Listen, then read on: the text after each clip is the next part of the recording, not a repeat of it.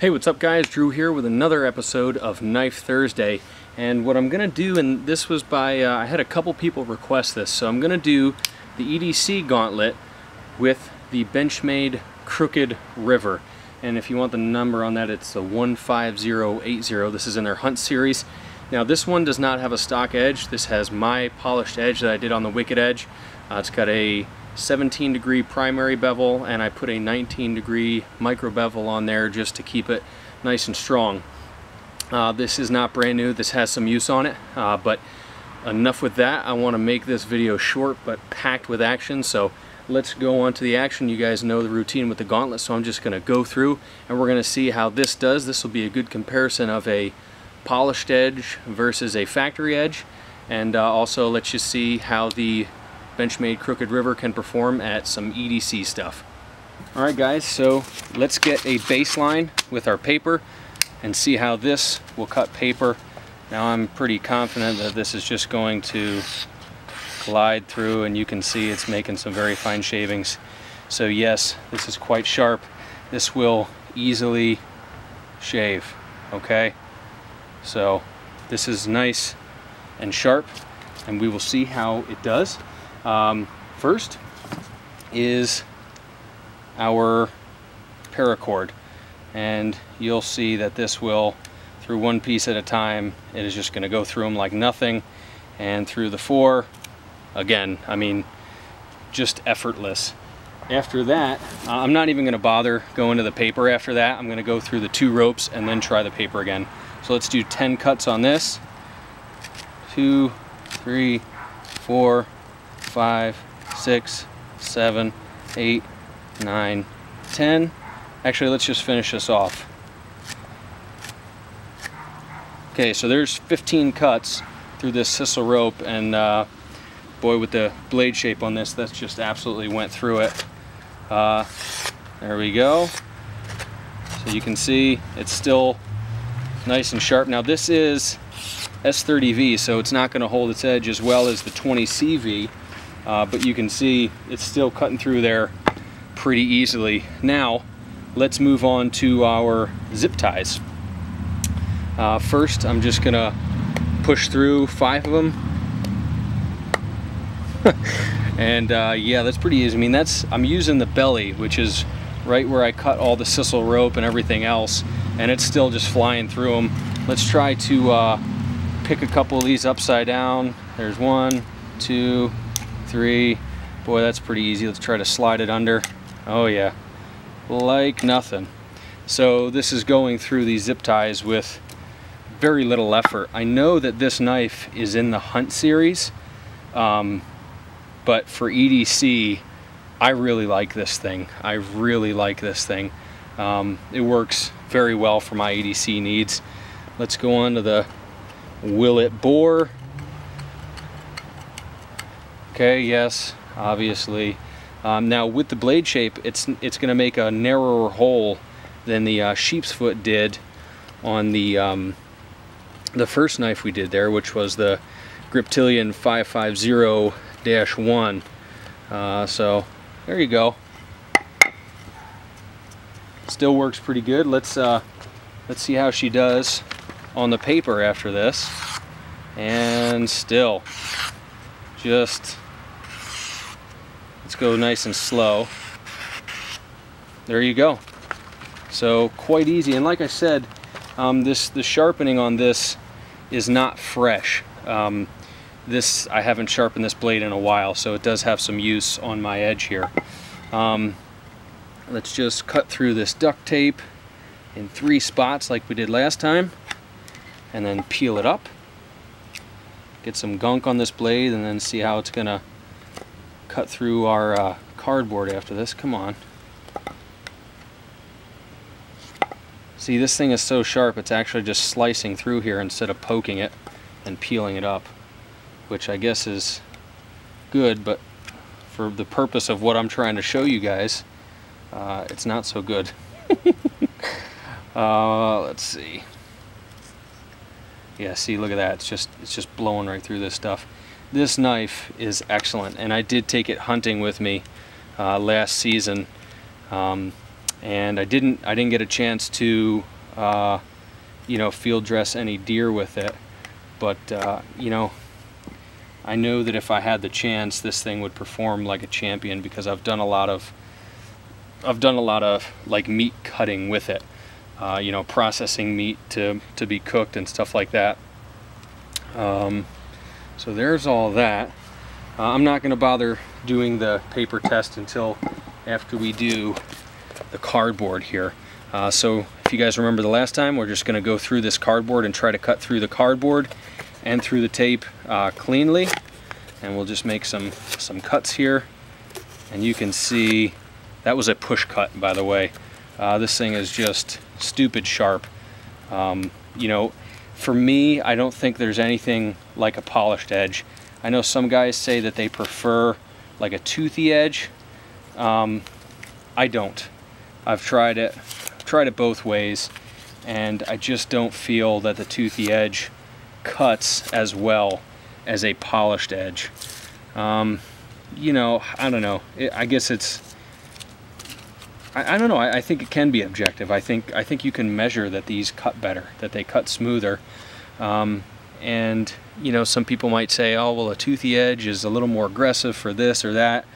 I haven't really noticed that. In very fine paper cutting, I think sometimes like a toothy edge might grab a little bit more, and sometimes these are so polished they don't dig as much. But I mean, it's obviously cutting this paper, you know, without a problem. So, you know, even on this S30V, which is not up to the 20 CV, because it had a much higher initial sharpness, it's cutting this paper now after all this just as well, or actually probably smoother than the 20 CV factory edge was cutting it. So as far as, like, you know, being a polished edge versus being a toothy edge, to me a polished edge wins every time. Let's try to do some of these larger cuts on the cardboard. 1, 2, 3, and oh, caught it on the choil, and there's 4. Okay, so that was like exceedingly easy. I do not see any problem with this thing just mowing through any EDC tasks that you've got. This is doubled up, by the way. This will just absolutely blaze through anything, and this is why I like to keep my knives nice and sharp, so that they just do what I want when they want it.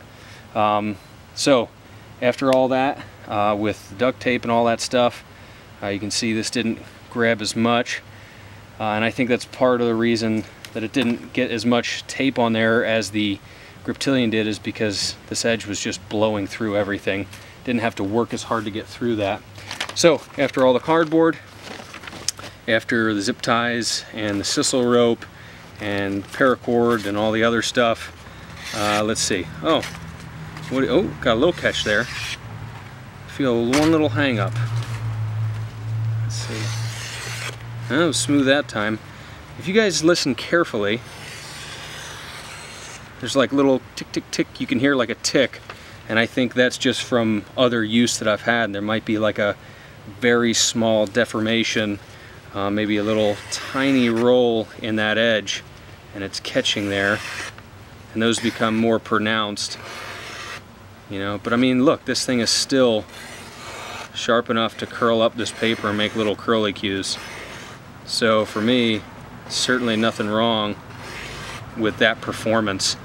And you know, guys, this is part of the reason that I like better steels, higher end steels, because you really, you know, you could take a $20 knife and do all this stuff, and it's not going to cut like this when it's done. And maybe that's a video I should do. Maybe I should compare, you know, a $20 knife to a $200 knife and do a cut test. I'll sharpen them both. I'll put a wicked edge on them both, so they have the same starting point, and then I'll see how long it takes for them to stop cutting paper smoothly. But guys, there you go. That is the that's the EDC Gauntlet for the Benchmade Crooked River. Alright, so I just turned the camera off and I started to walk away, and I realized that I forgot to do the cut test on the wood. I didn't carve any stakes, so I grabbed some more maple here, same as last time. This is a little smaller diameter, but I still wanted to do the tests that I did on the last one. I didn't want you guys to think like I was ripping you off, so as soon as I remembered, I went and grabbed the stuff. So I'm just going to make a couple quick tent stakes here and try to, you know, carve that little fish mouth notch in there, which is nice and useful for cordage. Helps it kind of just get locked in there a little better. So yeah, kind of at a loss on what to talk about right now. I really love this knife. I've been carrying it for a while, and I just like the blade shape, the blade profile. Very useful belly on there, and it's nice and comfortable for carving as well. You can, you know, get your thumb on there for leverage. A very comfortable knife. Even if you have big hands, there's a lot of real estate on this handle.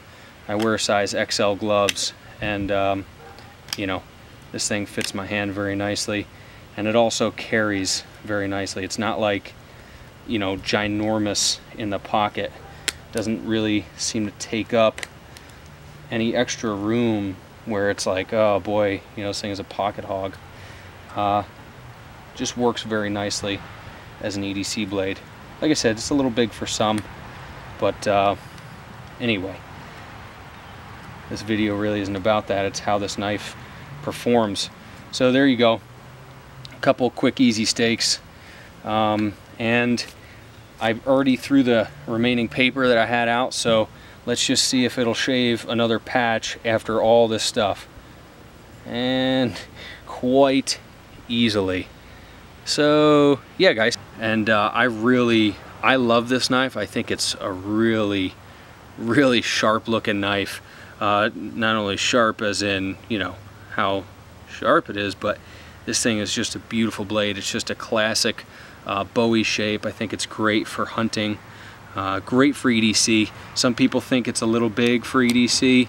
I kind of like a bigger knife, so for me this thing works. I really like the orange accents and the diamond wood handles, the aluminum bolster.